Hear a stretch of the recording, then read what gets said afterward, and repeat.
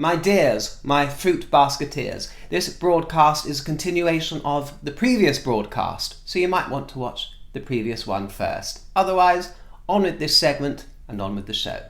Now, a bit of lightheartedness just for a moment, because many of you commented to me about the subject of Willy and Harold, because as you know, I've always called William Willy, or Big Willy, and I often call Harry Harold. In fact, I called him it last week, and somebody berated me. His name is Henry of Wales. Well, yes it is, but no one calls him Henry, dear. They call him Harry or Harold. And yes, of course I knew, and of course that's why I've always referred to them in that way. You know, in our world, you're privy to certain bits of information, and that's one of them. Although I will say that that is not the only names they call each other. They also call each other William and Harry. And Harry seems to have forgotten this, seems to have been coaxed into, from what we read so far, calling him Willy throughout the entire tome. And I don't know if this was a device of Moehringer's, the ghostwriter. If it was very clever. But it brought in a comedic element. And one can't help but think that it was done to disparage William, because we all know, I think Willy is a fine nickname. I've got several Williams in my life who are known as Willy, and you know, one can never have too many Willys in one's world, can one? It's rather like, but we all know that it's got other connotations referring to membership, you know, appendage, that kind of thing. Of course, when I call him Big Willy, I'm referring to his height, not his other reputation, but, you know, we can all put a certain spin on things, can't we? And I do it mischievously, so before anyone calls me a hypocrite for criticising Harry for bringing up the nickname, come on. Now, this is a comedy channel, and it's a bit of mischief, it's a bit of naughtiness, and I am not his brother, I am not writing an official biography, I am not a member of the royal family, so it's an entirely different scenario, my loves. Harry should never have made a meal out of the whole Willy and Harold thing in this tome. You know, who are they? Hinge and Brackett, Laurel and Hardy, George and Mildred. I mean, seriously, you know, it's all very well and good expressing that you've got an affectionate nickname for one another, but when that nickname is Willy, I've already read various excerpts, and it just turns the whole thing into a farce and puts a whole new spin on things. And I think Harry, obviously, as the arch nemesis of William, is quite happy with the fact that everybody supposedly is going to be now laughing at Willy, because it's a real way to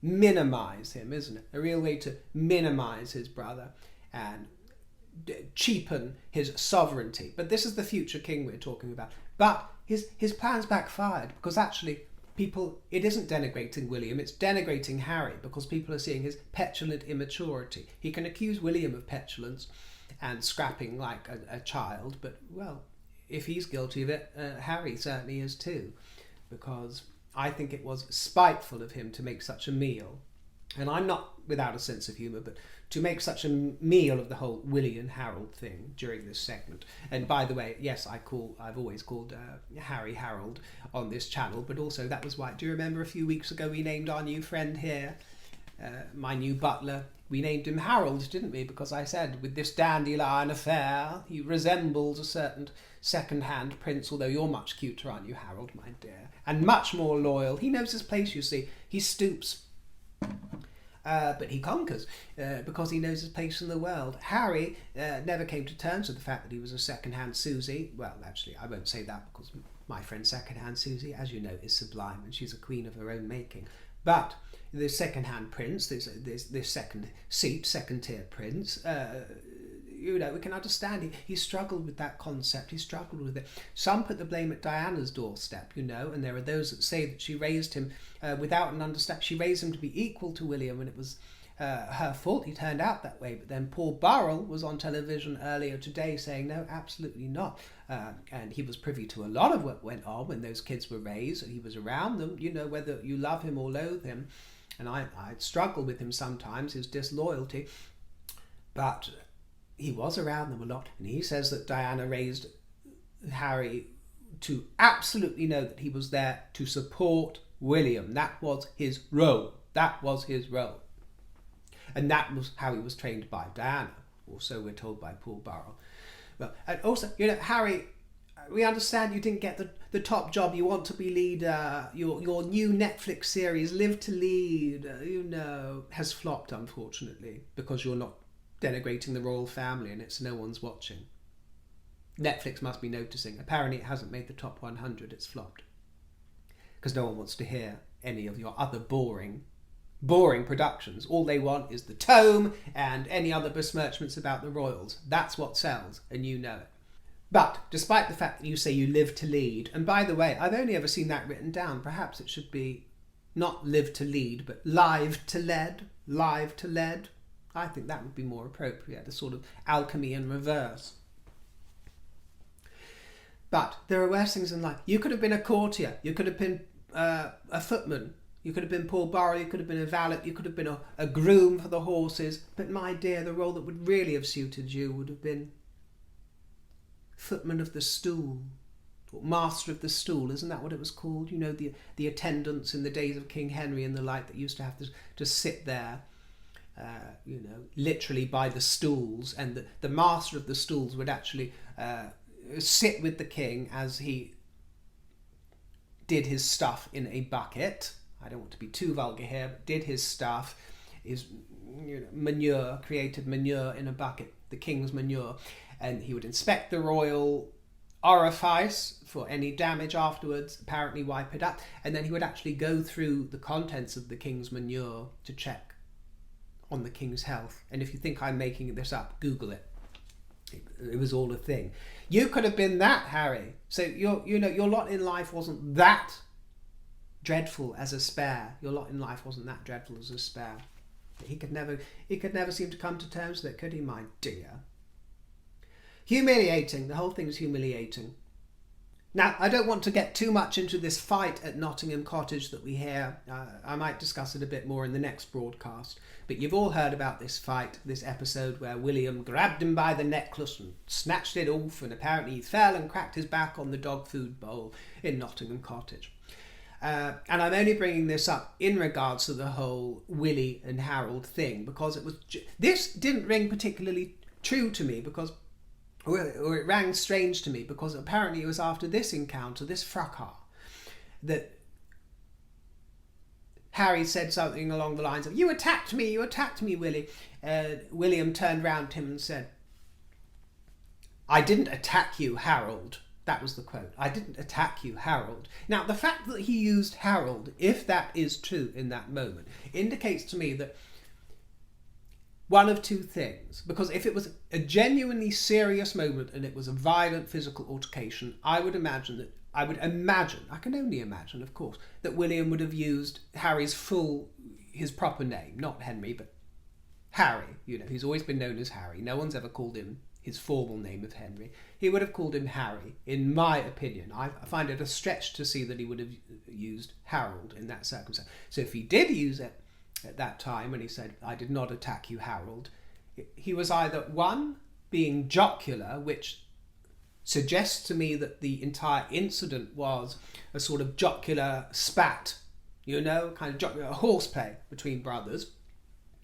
And he was like, I didn't attack you, Harold. Or when Harry accused William of attacking him, William sensed the danger that through Harry's lens this was going to become an attack and was going to be reported to Meghan as an attack, and so he was trying to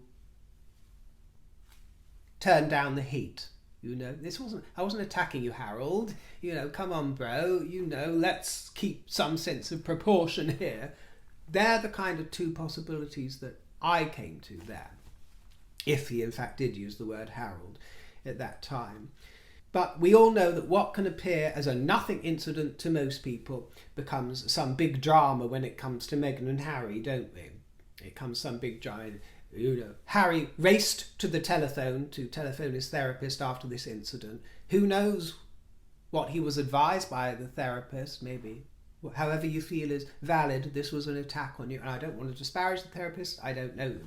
And I know that a lot of therapists do a lot of good, but what we've certainly learned, in fact, what we really knew before, is that there are those that use therapists as a helpful tool, a very important tool, and there are those that use them as a crutch. And in Harry's case, when you've got more money than sense to be able to spend on therapists to have at your whim 24/7. I'm afraid what we see here in this particular specific circumstance is that it can only be thought of as damaging.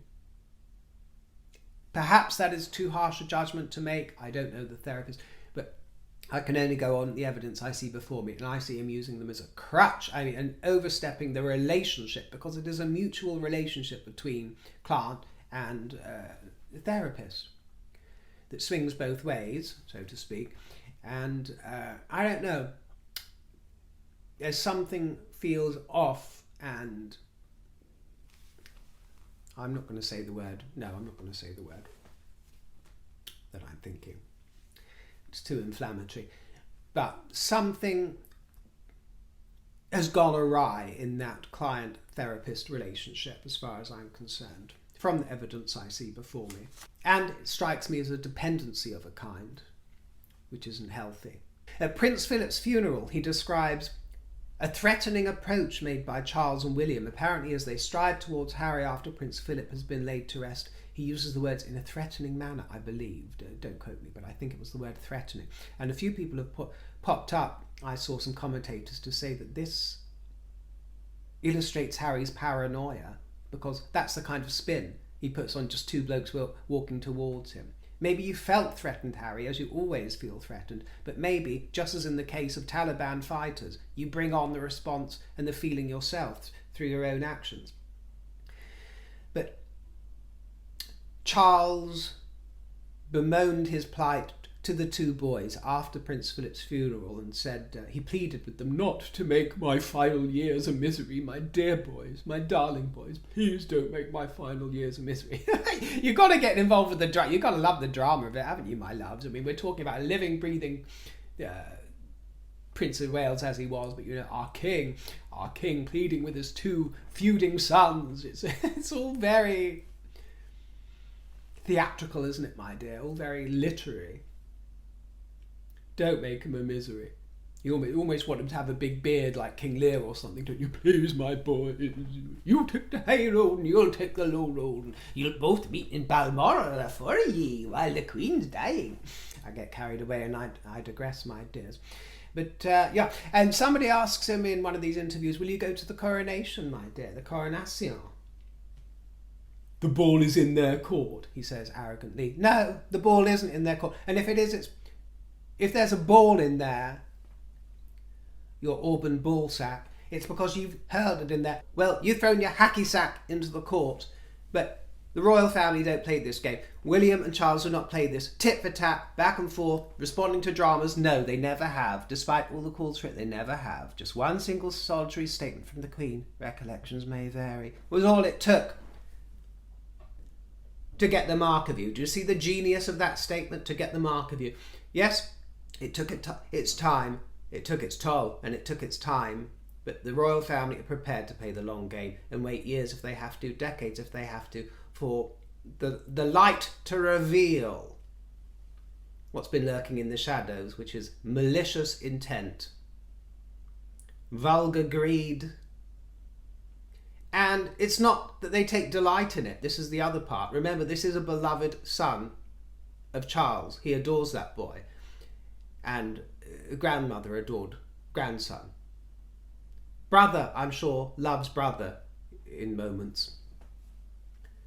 But he doesn't make it easy for them, does he? He does not make it easy. When you think of the most vulgar course of action anybody could take, you'd be hard-pressed to find somebody doing a better job of it than Harold.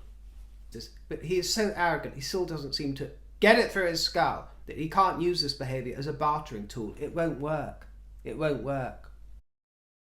Though I wouldn't put it past him, now I've seen what I've seen, I wouldn't put it past him to hold them to account and terror by even further blackmail of whatever he knows, because he knows a lot. He was part of that family proper for nigh on 4 decades. 5 decades. He knows a lot. He knows a lot. Meghan knows a lot. And she's got more besmirching that she can get up to, and I'm pretty sure that she will be getting up to it in another tome. And I'm sure that he can go on and release as many as he wants, and he'll always be able to get attention for it because it's royal related. Now, as for this incident in 2005, the Nazi costume, and this fancy dress party, as we call them here in the kingdom, costume party is a fancy dress, which is an expression I love. I love it. My whole life is about fancy dress and the dressing up box. I love it. It was thrown by Richard Meade, that party, an Olympic show jumper he is. It was thrown by him. Now, I've been to a few of these. Oh, I always get hunched up in this seat, don't I? Sorry about that, dears. It's very hard to have good deportment on this throne unless I just sit like that. I'll have to get a new one in time. It's quite difficult to get the angles right and display the clothes as they should be displayed, my dear. Curling up here. I do have good posture in reality, my dear, but needs must. I digress. Fancy dress, fancy schmancy. Yeah, this was apparently native and colonial theme for this event, so you'd think I'd give it a wide berth anyway, but neither of them did. William went too, I think. I think everyone should be able to be as bad taste as they want, and it takes a lot to offend me. You know, whether your costume would involve disparaging various different sexualities, creeds, nations, religions, whatever. For me, anything goes if it's done with humour. Really, nothing is off limits if it's done with humour and in an atmosphere of mutual respect. That's just my attitude towards life, to be honest. But I totally get and totally understand that Prince Harry is a bastion and a figurehead of the royal family, so it was completely and utterly insensitive and stupid. And it's the same stupidity that goes along with his revelation of killing 25 Taliban fighters this week. It's exactly the same sort of stupidity being showcased. But he drags William and Catherine into the fold, into the mix, when he says... he was weighing up between, should I wear a Nazi uniform or a pilot uniform? Well, he couldn't make the decision himself, so apparently he called... I phoned Willy and Kate, asked what they thought. Nazi uniform, they said. They both howled. Well, maybe the clue was in the howling, that it was a ridiculous idea. It would be worse than Willy's leotard outfit. I would have quite liked to see that leotard outfit. Were there any photos of it? Apparently it was leopard print. With tail and whiskers. Way more ridiculous, which again was the point. So yeah, apparently they encouraged and coerced him, basically saying that he wants them to shoulder the blame with him. He beat himself up over it, felt very guilty, went off talking to rabbis, trying to atone for his sins and everything, so good on him for doing that, if that's the truth. But he wants William, or he feels apparently that Willy and Kate should be bearing the brunt of this with him and shoulder the responsibility. Well, we all know that their version of what happened will be different to yours, first of all.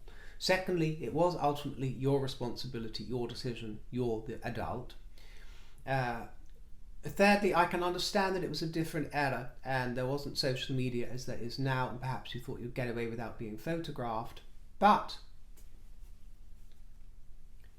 judging by other incidents we'll cover in a separate broadcast where you were captured on camera being very controversial, when you were recorded making controversial remarks, perhaps that didn't bother you because you are that firecracker, you do have that spirit of the rebel, and part of you likes getting into trouble and mischief, don't you? That pyrotechnic... What is the word Pyromaniac, that's the word I meant, not pyrotechnic. Ugh, pyromaniac, forgive me, dears. It's been a long day.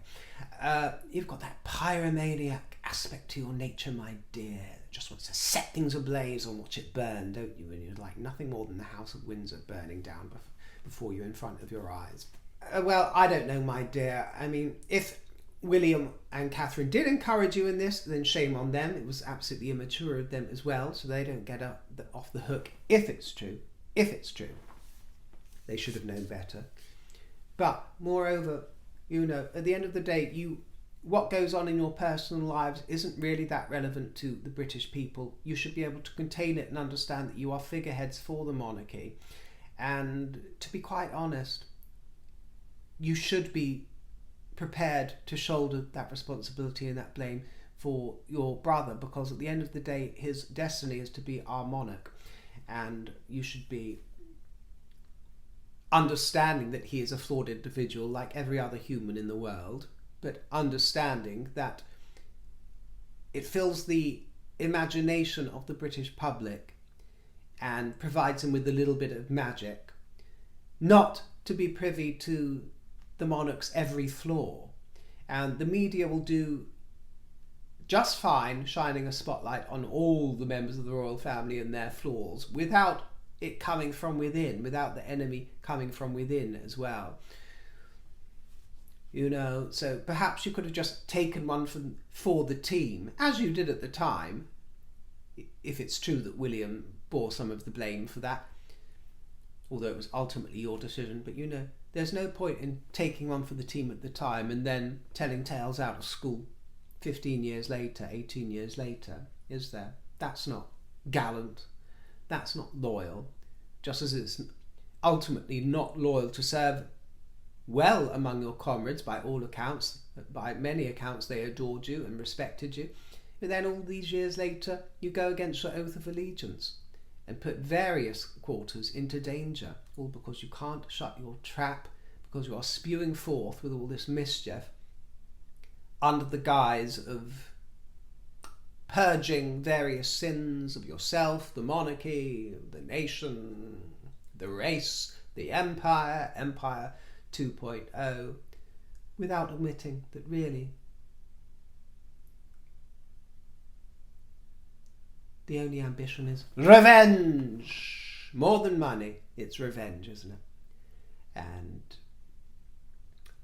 avenging your mother's death, avenging childhood spats. They just didn't like your wife, my dear. And they're quite discerning people. And if they didn't like her, there was a reason for it.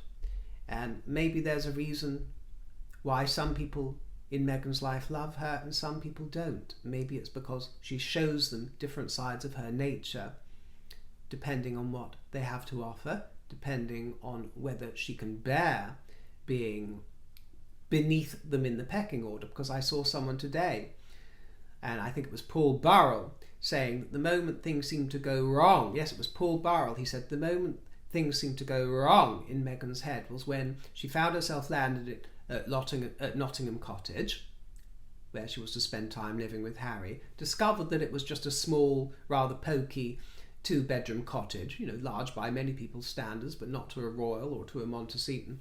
And she compared it, Paul Burrell says, to Catherine's quarters, which he said are very sumptuous and rather nice at Kensington Palace. And he reckons that that was the moment when the penny dropped, that, I might have got the title, my occupation might be Princess of the United Kingdom, but I won't be living it up with the ritz and glitz, as you told Oprah, Meghan. You know, who'd have thunk it? Who'd have thunk we'd end up here? Was it Oprah said to you?